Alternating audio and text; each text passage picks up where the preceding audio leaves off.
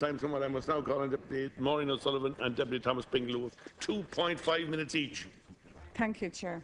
There's been a list of issues that have emerged in recent times. Penalty points, issues surrounding the GSOC, the whistleblowers, the tapes, the Minister having information on Deputy Wallace and the source of that information being very suspicious. We have the issue of the Secretary-General in the Department, the Attorney-General, we have the departure of the Commissioner Callanan, and we have a whole series of who said what to whom and when they said it. But far more important is the whole issue of justice, and the issue of justice delayed and justice denied to individuals and families who were seriously let down by the system in this country. Really the lack of a fair, objective and transparent justice system.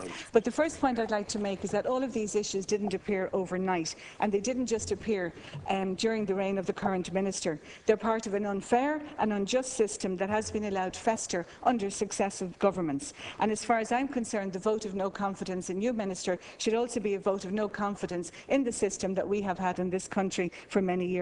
Successive ministers of justice, as well as yourself, have questions to answer. Fia Kelly reminded me this week in the Times of a question put by the late Tony Gregory to then Minister of Justice Michael McDowell back in 2006 about calls to Garda stations. And Minister McDowell replied, "I'm not aware of any plans to record all telephone calls to Garda stations." And yet, Minister, you have said recordings have taken place over a period of 30 years. I want to acknowledge the work of Deputies Claire Daly and Mick Wallace, because without them there would have been no exposure of these injustices. Now, I had to leave tonight to go to a community meeting, so I missed a lot of the debate, so I presume their role was acknowledged. Because without them bringing these matters into the public domain, we wouldn't have had the initiatives that were outlined tonight. A couple of weeks ago, Deputies Daly and Wallace invited all members of the Oireachtas to come to a presentation given by Ian Bailey and his partner, and they had the opportunity to present their story to all the members here. It was horrifying, it was very disturbing.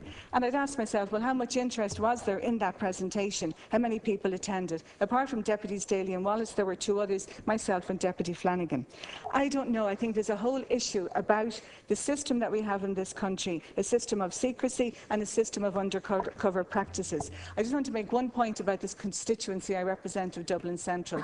It had a very fractured, very difficult relationship with the Gardaí, but 20 years of really serious community policing, work by community activists, restored a very good working relationship with the Gardaí, a relationship of trust and a relationship of confidence in the Gardaí, where people felt the confidence to make those calls to the station. That has been undermined now. This vote of no confidence, I don't think it's going to make a blind bit of difference, because I think reforming the system that's not fit for purpose is more important. Thank you, Deputy. And I'll call on Deputy